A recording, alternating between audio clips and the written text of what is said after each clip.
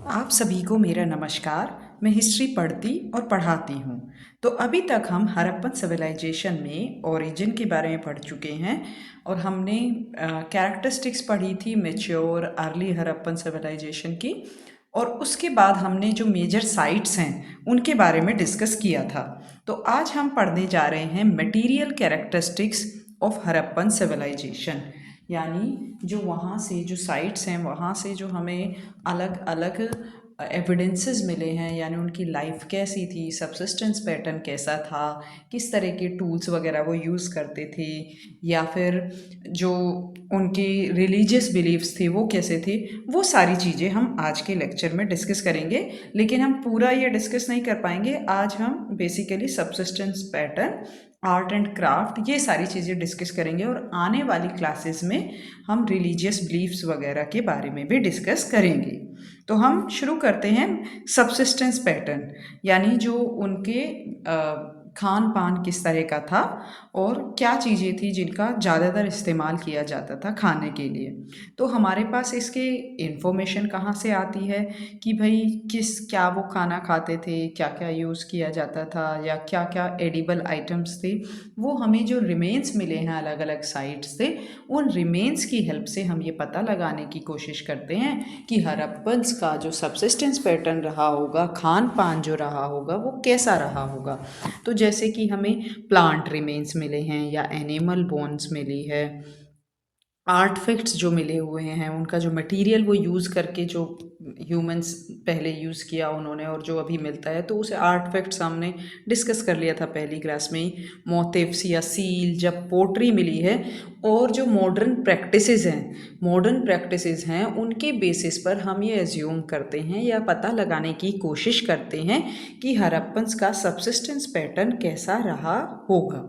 क्योंकि Harappan valley civilisation, अब अलग अलग हिस्टोरियन के अलग अलग ओपिनियन हैं कि जैसे मोर्टाइम व्हीलर और स्टुअर्ट पिगोट वो बिलीव करते हैं कि हड़प्पन जो क्लाइमेट होगा वो शायद उस टाइम पर वेट क्लाइमेट होगा, और उस वजह से उनकी जो क्रॉप्स वो उगाते होंगे वो भी डिपेंड करता है, क्योंकि जैसा क्लाइमेट होता है उस तरह की वहाँ पर क्रॉप उगाई जाती हैं। जो क्रॉप प्रोडक्शन है वो मेजरली डिपेंड करता है क्लाइमेट पर, अवेलेबिलिटी ऑफ वाटर पर। तो वो मानते हैं कि शायद वेट क्लाइमेट रहा होगा। साथ ही साथ कुछ हिस्टोरियन कहते हैं कि नहीं, जो क्लाइमेट था भाई ड्राई क्लाइमेट रहा होगा, इसीलिए ज़्यादातर रिवर के पास है, रिवर वाटर का यूज़ किया जाता होगा। तो उसी बेसिस पर वो एक्सप्लेन करने की कोशिश करते हैं कि किस किस तरह की जो क्रॉप्स है वो यूज़ करते होंगे। लेकिन एक बात तो तय है कि जो हड़प्पन सिविलाइजेशन थी, इंडस वैली सिविलाइजेशन थी, वो एक बहुत बड़ा एरिया कवर करती थी। तो हम ये नहीं कह सकते कि वो एक पर्टिकुलर क्रॉप उगाते थे, क्योंकि बड़ा एरिया तो वेरिएशन आएगी, इसीलिए वो वेरिएशन यानी variety of plants were grown. जैसे कि मोहनजोदारो से हमें एविडेंसेस मिलते हैं वीट और बार्ले के, साथ ही साथ हड़प्पा से हमें एविडेंस मिलते हैं wheat, barley, sesamum, watermelon seeds, peas, dates, ये चावल, बार्ले, तिल, ये सारे के सारे एविडेंसेस हमें कहाँ से मिलते हैं? हड़प्पा से मिलते हैं। इसी के साथ साथ जो राइस है उसके एविडेंसेस जैसे हड़प्पा से तो मिलते ही मिलते हैं, इसके साथ साथ कालीबंगन, लोथल और रंगपुर से भी मिलते हैं। तो चावल के जो एविडेंसेस हैं हड़प्पा, कालीबंगन, लोथल और रंगपुर, यहाँ सभी से हमें राइस के एविडेंसेस मिलते हैं। लोथल और रंगपुर में राइस हस्क, यानी जो वो होता है ऊपर का जो लेयर सी होती है, वो rice husk found embedded in clay pottery, यानी जो क्ले पोट्री है उसमें एम्बेडेड, यानी उसमें जैसे चिपका हुआ, जैसे गीली मिट्टी पे हम कुछ लगा देते हैं तो वो उसी में फंस जाता है ना, इस तरीके से एक क्ले पोट्री में वो हमें मिला है राइस हस्क।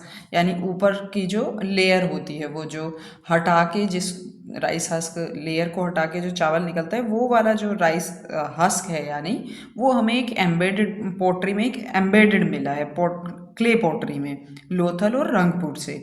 तो इन सारी चीज़ों से, इन सारे एविडेंसेस से हमें पता लगता है कि भाई वो ये बार्ले, वीट, राइस, पीज, ये सारी चीज़ें वो उगाते होंगे। मिलेट्स के इसी तरीके से मिलेट्स के एविडेंसेस मिले हैं हड़प्पा, सुरकोटा और सोरतुघई से। और इसी के साथ साथ जो हड़प्पन्स थे उनको ग्रेप्स, कॉटन, हिना, हिना यानी मेहंदी, इन सारी चीज़ों के बारे में भी नॉलेज थी या इस बारे में उनको जानकारी थी। और साथ ही साथ हमें मोहनजोदारो से कॉटन के तो एविडेंसेस कैसे पता चला, क्योंकि हमें मोहनजोदारो से कॉटन क्लॉथ के एविडेंसेस मिलते हैं और ये दिखाता है कि उनको ऑलरेडी वो कॉटन उगाना भी जानते थे और उससे कपड़ा बनाना भी जानते थे। तो ये सारे एविडेंसेस से हमें पता चलता है कि वो कौन कौन सी क्रॉप उगाते होंगे या किन किन चीज़ों का यूज़ किया जाता होगा।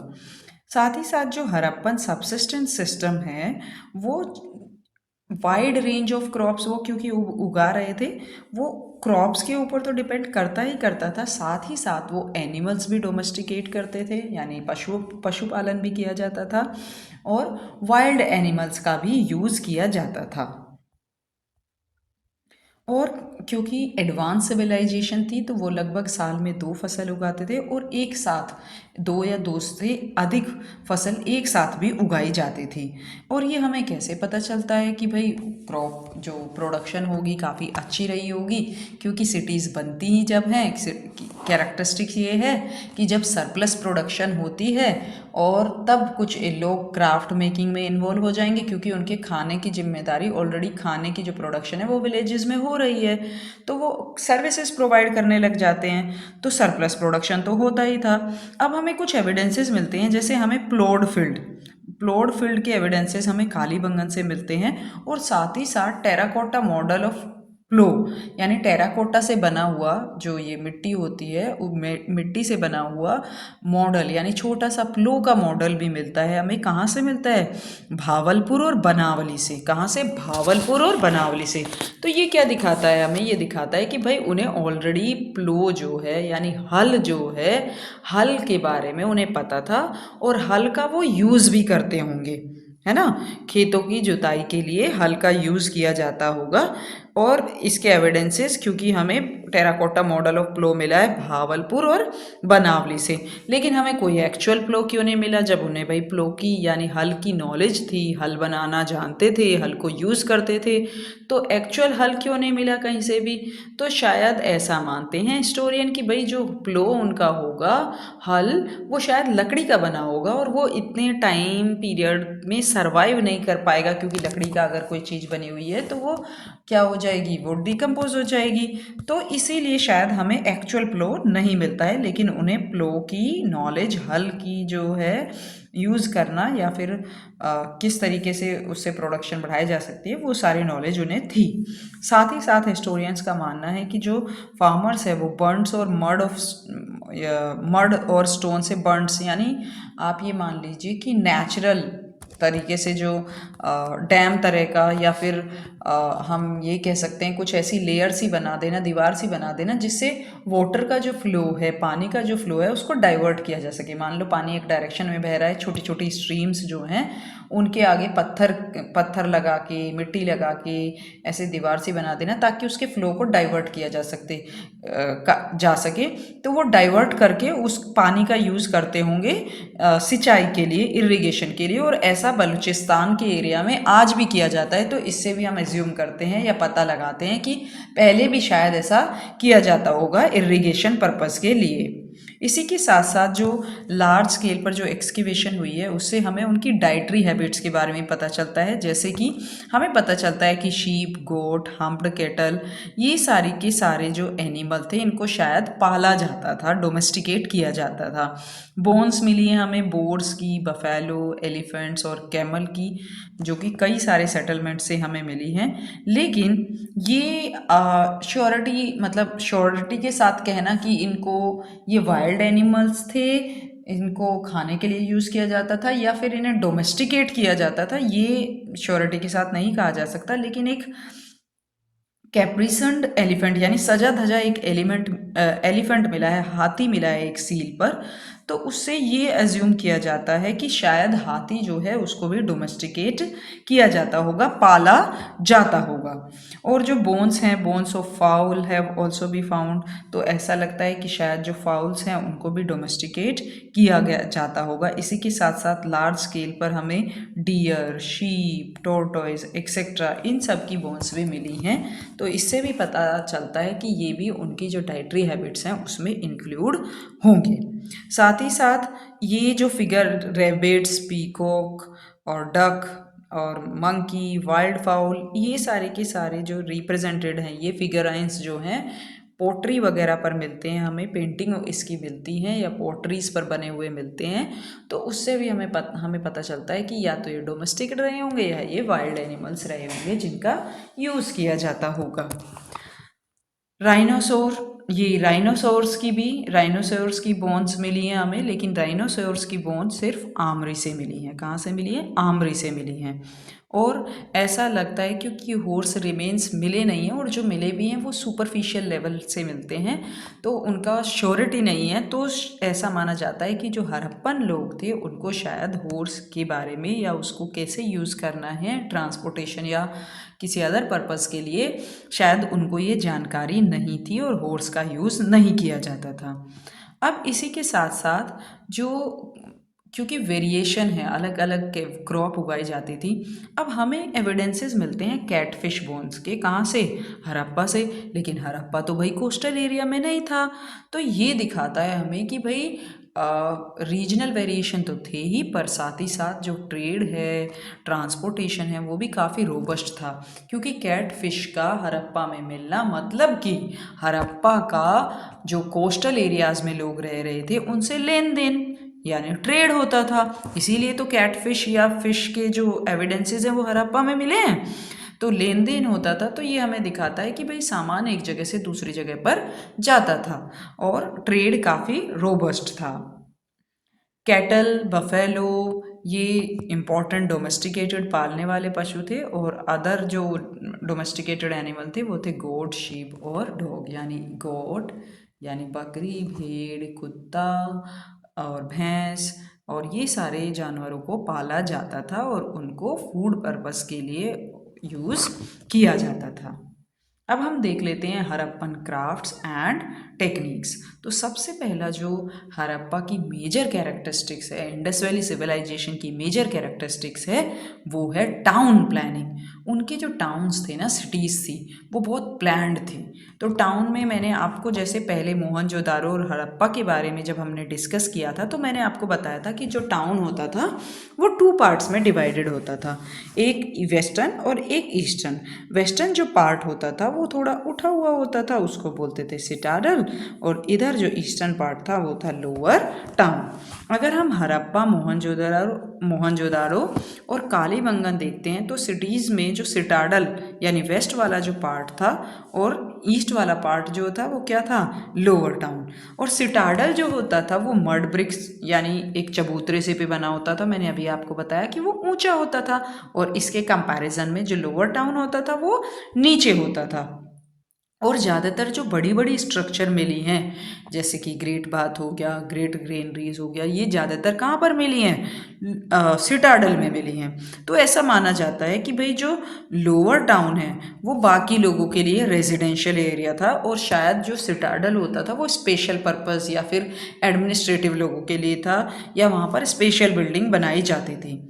जैसे कि मोहनजोदारो और हड़प्पा जो सिटाडल है, ज़्यादातर हमने देखा था कि जो सिटाडल था वो डिफेंसिव वॉल से, यानी उसके चारों ओर ऐसे वॉल बनी होती थी, ब्रिक वॉल बनी होती थी, और वो ब्रिक वॉल से सराउंडेड होता था, और उसके एंट्रेंसेस थे वो, यानी उस दीवार से जाने के लिए नॉर्थ साउथ इस तरीके से एंट्रेंसेस बने होते थे वहाँ पर सिटाडल में एंट्री के लिए, घुसने के लिए। लेकिन कालीबंगन की अगर हम बात करें तो वहाँ पर सिटाडल के चारों ओर भी ब्रिक वॉल बनी हुई है, और लोअर टाउन जो हमने देखा, लोअर टाउन क्या था? लोअर टाउन था ईस्टर्न पार्ट, तो लोअर टाउन के भी चारों ओर क्या बनी हुई थी? ब्रिक वॉल बनी हुई थी। कहाँ पर?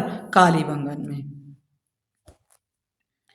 और साथ ही साथ स्ट्रीट्स जो थी वो north to south in lower city and cut at right angle, यानी कि वो हमने देख लिया कि स्ट्रीट्स जो थी वो काफ़ी चौड़ी चौड़ी होती थी और स्ट्रीट्स एक दूसरे को राइट एंगल पे कट करती थी, प्लान्ड थी, नालियाँ बहुत अच्छी थी, यूनिफॉर्म। ये जो टाउन प्लानिंग हमने देखा कि भाई हड़प्पा में ऐसा है, मोहनजोदारो में ऐसा है, तो ज़्यादातर जितनी भी साइट्स है हमारी टाउन प्लानिंग जो है कि स्ट्रीट्स एक दूसरे स्ट्रीट्स जो मेजर स्ट्रीट्स थी वो काफ़ी चौड़ी थी, एक दूसरे को राइट एंगल पे कट करती थी, लोअर टाउन और सिटाडल, ये सारी की सारी चीज़ें हमें ज़्यादातर साइट्स पर देखने को मिलती हैं। ये दिखाता है यूनिफॉर्मिटी ऑफ टाउन प्लानिंग, यानी टाउन प्लानिंग ज़्यादातर साइट्स पर एक जैसा था। और ये भी दिखाता है कि भाई कोई ना कोई ऑर्गेनाइजेशन या कोई ना कोई अथॉरिटी तो होगी, तभी तो टाउन्स एक जैसे थे, जो साइट्स हैं वो वहाँ पर टाउन प्लानिंग का सिस्टम एक जैसा रहा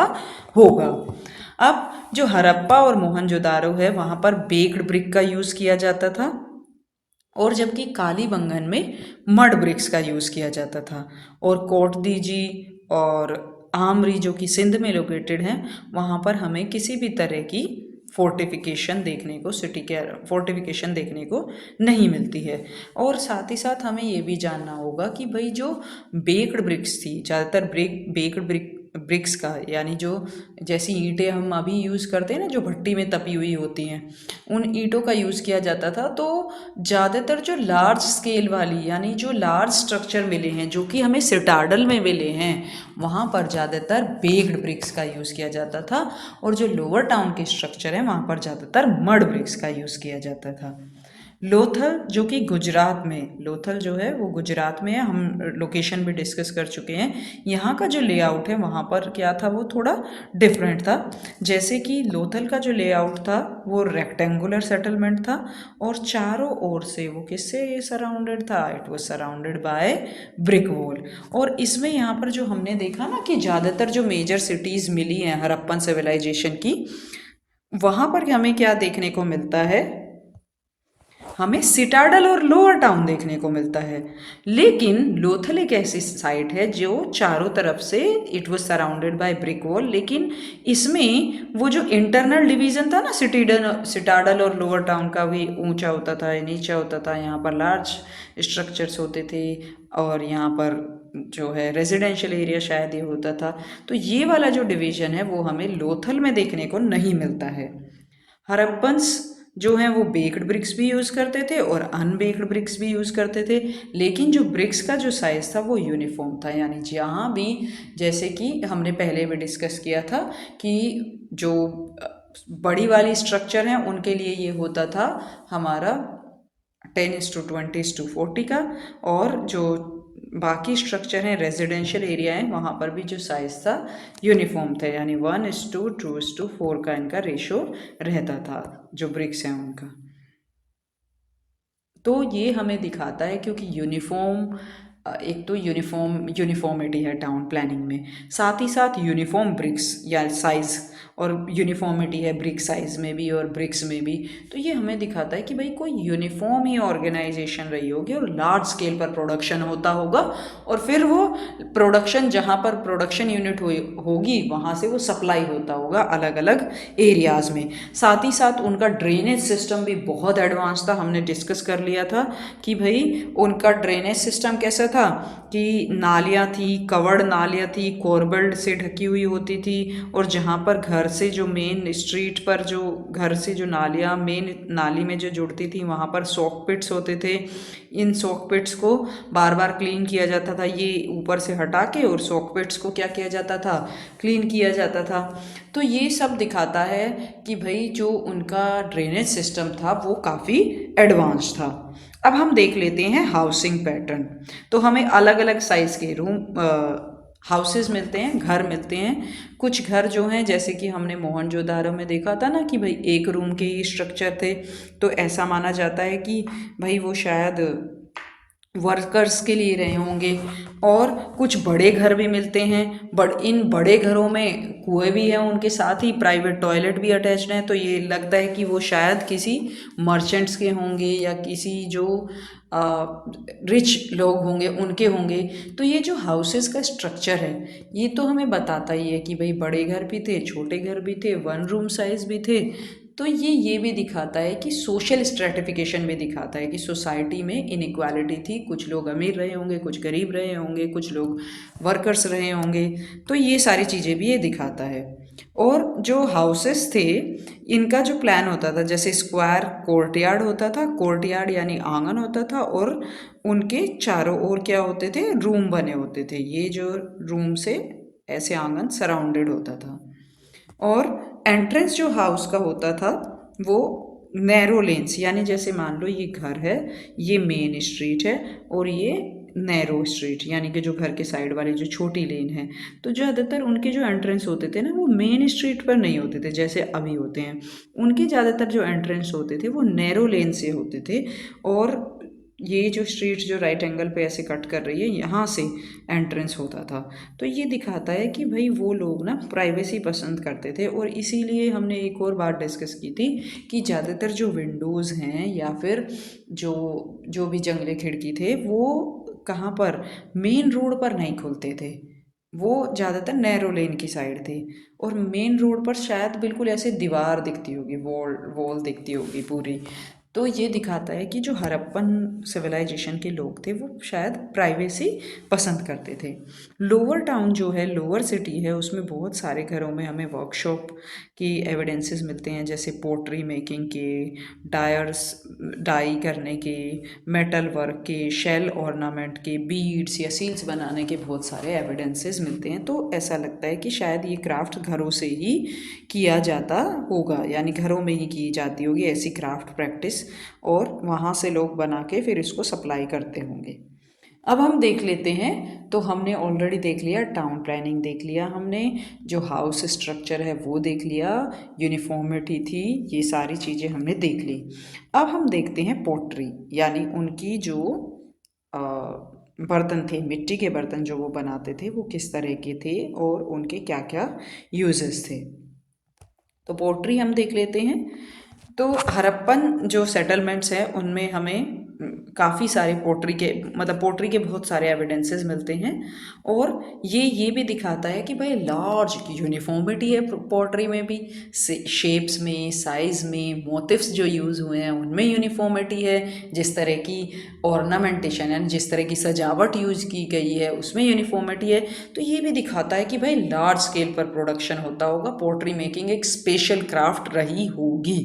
और ग्रेट वैरायटी ऑफ पोट्री हमें मिलती है, जैसे ब्लैक ऑन रेड पोट्री और grey pottery, buff pottery, black and red wares. लेकिन जो टिपिकली, जो लार्ज स्केल पर अगर हम टिपिकली हड़प्पन पोट्री की बात करें तो वो व्हील मेड थी, ब्राइट थी, and it was red and decorated by black, यानी कि रेड वेयर जिस पर ब्लैक कलर से पेंटिंग या डिज़ाइन बने होते थे, जो टिपिकल पोट्री हमारा हड़प्पन सिविलाइजेशन की बात करें। हालांकि वैरायटी ऑफ पोट्रीज मिलती है, लेकिन जो ज़्यादातर लार्ज स्केल पर मिलता है वो है रेड एंड ब्लैक, जो कि रेड वेयर थी और उस पर ब्लैक कलर का पेंटिंग या पेंटेड होती थी या डिज़ाइन बने होते थे। पेंटेड जो डेकोरेशन थी, यानी जो ब्लैक कलर से जो डेकोरेशन की जाती थी पोट्रीज पर, उसमें लाइन से डिज़ाइन बनी होती थी, लीफ पैटर्न्स जैसे पीपल की लीव, ऐसे ऐसे पैटर्न बने होते थे, स्केल्स बनी होती थी, चेकर्स बने होते थे, lattice work, palm, peepal tree, birds, fishes, animal, ये सारी चीज़ें दिखाई गई हैं। यानी जो डिज़ाइन बने हुए हैं ना ब्लैक कलर से, वो उसमें कहीं बर्ड्स हैं, कहीं एनिमल्स हैं, कहीं पीपल लीव हैं यानी पीपल के पत्ते हैं, और कहीं पर चेक ऐसे बने हुए हैं, चेक सिस्टम सा, कहीं पर लाइनों से डिज़ाइन बना हुआ है। तो ये सारे डिज़ाइंस हड़प्पन पोट्री में हमें देखने को मिलते हैं। इसी के साथ साथ जो हड़प्पन पोट्री है, तो अलग अलग एक तरह की पोट्री यूज़ होती थी या बनाई जाती थी, जैसे कि डिशेस हैं, प्लेट्स यानी कि प्लेट जैसे, कुछ गॉबलेट्स हैं, सिलेंड्रिकल वेसल हैं, इस तरह के वेसल हैं, साथ ही साथ परफोरेटेड वेसल यानी सिलेंड्रिकल वेसल जिसमें चारों ओर छेद छेद से हो रखे हैं, इस तरह के वेसल्स हैं या इस तरह के बर्तन हैं। अलग अलग तरह के बर्तन वहाँ से मिले हैं, अलग अलग तरह की पोट्री जो हैं मिली हैं। और जैसा कि मैंने आपको बताया कि जिस तरह की ये यूनिफॉर्मिटी है, हर एक साइड से एक ही तरह की पोट्री मिलती है, डिज़ाइन उन पर सेम बने हुए हैं, तो ये भी ये दिखाता है कि भाई जो यूनिफॉर्मिटी है, ये दिखाता है कि भाई लार्ज स्केल पर प्रोडक्शन होता होगा। साथ ही साथ हमने देखा कि एनिमल फिगर भी बने हुए थे, इस पर पोट्रीज पर एनिमल फिगर भी बने हुए थे। उन एनिमल्स में ज़्यादातर क्या हैं, बुल्स हैं, बफेलो हैं, मंकी हैं, डॉग्स हैं, ये सारे भी पोट्री पर ये फिगर हमें देखने को मिलती हैं। साथ ही साथ टेराकोटा का बना हुआ, टेराकोटा मिट्टी का बना हुआ क्या मिलता है हमें, मास्क मिलता है। ये इंपॉर्टेंट है, कहाँ से मिला है, मोहनजोदारो और हड़प्पा से। यानी ये पोट्री मेकिंग क्राफ्ट जो है एक काफ़ी एडवांस लेवल पर प्रैक्टिस होता था। और हड़प्पा जो हड़प्पन्स हैं वो फेयंस से बैंगल्स, रिंग्स, पेंडेंट्स और मिनिएचर वेसल भी बनाते होंगे। जो फेयंस है वो क्या है, एक पेस्ट है, किसका बना हुआ, क्रस्ट क्वार्ट्स, और उसमें मिनरल्स के थ्रू अलग अलग कलर मिक्स कर देते थे, उसको बोला जाता है फेयंस। और वो फेयंस से बनाते थे बैंगल्स, रिंग्स, पेंडेंट्स, मिनिएचर, तो ये सारी चीज़ें भी बनाई जाती थी। तो पोट्री ज़्यादातर हमें, हालांकि वैरायटी ऑफ पोट्री मिली है, लेकिन है रेड एंड ब्लैक, जिसमें रेड कलर की पोट्री है, उस पर ब्लैक कलर का डिज़ाइन है। डिज़ाइन वेरी बहुत सारे तरह के हमने देख लिए, लेकिन यूनिफॉर्मिटी है पोट्री में, यूनिफॉर्मिटी है तो ये दिखाता है कि पोट्री मेकिंग क्राफ्ट जो है इम्पोर्टेंट था। और साथ ही साथ जो पोट्री मेकिंग है वो बहुत लार्ज स्केल पर प्रैक्टिस, यानी लार्ज स्केल पर प्रोडक्शन होता होगा। अब हम देख लेते हैं टूल्स एंड इम्प्लीमेंट्स, किस तरह के टूल्स यूज़ किए जाते थे। तो ज़्यादातर जो हड़प्पन्स हैं वो यूज़ करते थे कॉपर, ब्रोंज और स्टोन टूल्स। कॉपर के टूल्स, ब्रोंज और स्टोन टूल्स, जो बेसिक टूल्स हैं जैसे फ्लैट एक्स, चिजल्स, नाइफ्स और स्पीयर हेड्स, एरो हेड्स, ये बने होते थे, कॉपर के भी बने होते थे और ब्रोंज के भी बने होते थे। लेकिन लेटर स्टेजेस ऑफ सिविलाइजेशन की अगर हम बात करें, they were using daggers, knives and flat tongs. तो ये हमें ये दिखाता है कि उनको ना, मतलब वो फेमिलियर थे, उनको पता था कि ब्रोंज कैसे बनता है या एलोयस कैसे बनते हैं, तो एलोय बनाना उन्हें आता होगा। तो इसीलिए तो ब्रोंज टूल्स यूज़ हो रहे हैं, क्योंकि कॉपर का ही तो एलोय होता है ब्रोंज। तो एलोय उनको बनाना यानी मिक्स करना मेटल को उनको आता होगा। हालांकि फिर भी हमें जो कॉपर टूल्स हैं वो ज़्यादा संख्या में मिलते हैं, they are far greater, their number is far greater than the bronze tool. तो ये नहीं दिखाता कि उनको एलॉयज़ बनाने की टेक्निक नहीं आती होगी, ये दिखाता है भाई आती थी ऑलरेडी, क्योंकि ब्रोंज टूल मिले हैं, पर ये शायद उनकी कोई कल्चरल प्रेफरेंस रही होगी। साथ ही साथ स्टोन टूल्स भी यूज़ किए जाते थे। और ज़्यादातर जो प्रोड्यूस किए जाते हैं, जो लार्ज स्केल फैक्ट्री की साइट मिली है वो है सुकूर। सुकूर कहाँ से, सिंध, सुकूर सिंध। यानी यहाँ पर लार्ज स्केल पर स्टोन टूल्स बनते होंगे, यहाँ पर स्टोन मिलता है, उस स्टोन का यूज़ किया जाता होगा और यहाँ से फिर सप्लाई किए जाते होंगे वो अलग अलग रीजन में। अभी हम जब ट्रेड पढ़ेंगे ना, हड़प्पन ट्रेड प्रैक्टिसेस, तो हम जानेंगे कि हाँ भाई इंटरनल ट्रेड तो पॉसिबल ही रहा होगा, और क्या क्या अलग अलग मीडियम मीन्स होंगे ट्रेड के, वो हम पढ़ेंगे जब ट्रेड प्रैक्टिसेस हम पढ़ेंगे। तो ये भी कि भाई स्टोन टूल्स का भी यूज़ किया जाता था। और सुकूर जो कि सिंध में है वो एक फैक्ट्री साइट होगी जहाँ पर स्टोन टूल्स बनते होंगे और वहाँ से फिर वो सप्लाई किए जाते थे अदर एरियाज़ में। और इसी के कारण शायद यूनिफॉर्मिटी भी थी टूल्स में, कि एक जैसे ही टूल्स हमें जगह जगह पर मिलते हैं। और ये यूनिफॉर्मिटी का शायद एक कारण ये रहा होगा कि एक दो फैक्ट्री साइट यानी प्रोडक्शन होती होगी वहाँ पे लार्ज स्केल पर, और फिर वो भेजे जाते होंगे। यानी जहाँ जो चीज़ मिलेगी, जैसे सुकूर में पत्थर मिल रहा है, पत्थर से टूल्स बनाएंगे और फिर उसे सप्लाई करेंगे अदर एरियाज़ में। जैसे हड़प्पा ट्रेड लोकेशन, मतलब ट्रेड रूट पर था, वहाँ पर उतनी फर्टाइल ज़मीन तो थी नहीं, तो भाई ट्रेड से उनकी इकोनॉमी चलती होगी। तो ये रीजनल वेरिएशन पे डिपेंड करता है, ठीक है।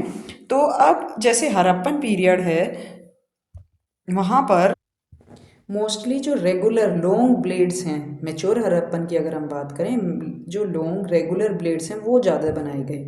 यानी जो अर्ली हड़प्पन है उसमें अलग अलग तरह के वैरायटी ऑफ टूल्स बनाए गए, लेकिन जो मेच्योर हड़प्पन है वहाँ पर ज़्यादातर जो लॉन्ग ब्लेड्स थे वो बनाए गए। और ये मैच्योर हड़प्पन के जो टूल्स हैं वो high level of competency and specialisation, यानी स्पेशलाइजेशन दिखाते हैं कि भाई कुछ लोग पर्टिकुलरली इसी क्राफ्ट में, इसी काम में इन्वॉल्व रहे होंगे और इसीलिए वो इतने स्पेशलाइज्ड थे अपने काम में, और मतलब जिस पर्पस के लिए टूल बनाए जाते थे वो उस पर्पस को पूरी तरीके से सिद्ध करते थे। तो आई होप ये आपको समझ आ गया होगा। और कल हम पढ़ेंगे, अब अगली क्लास में हम आर्ट एंड क्राफ्ट के बारे में पढ़ेंगे, जिसमें हम मेटलर्जी पढ़ेंगे, ज्वेलरी मेकिंग पढ़ेंगे, बीड्स, सील्स, इन सारी चीज़ों के बारे में हम पढ़ेंगे। तो आप आज हमने डिस्कस कर लिया है जो मटेरियल कैरेक्टरिस्टिक्स थी, जिसमें हमने टाउन प्लानिंग पढ़ा, हाउसेस के बारे में पढ़ा, उसके बाद हमने पढ़ा टूल्स एंड इम्प्लीमेंट्स के बारे में, हमने पढ़ा था जो पोट्री है उसके बारे में, हाउसिंग पैटर्न के बारे में। तो ये सारी चीज़ें आज हमने डिस्कस कर ली हैं। अब नेक्स्ट जो हमारी क्लास होगी उसमें हम आर्ट एंड क्राफ्ट के बारे में पढ़ेंगे। तो अगर आपको ये लेक्चर, ये क्लास पसंद आई है तो आप लाइक कर सकते हैं। आपको लगता है किसी सुधार की आवश्यकता है तो प्लीज़ मुझे बताइए कमेंट में लिख के कि मैं किस तरह के सुधार अपनी जो क्लास है या जो भी ये प्रयास मैं कर रही हूँ उसमें किस तरीके से और अच्छे सुधार ला सकती हूँ। धन्यवाद।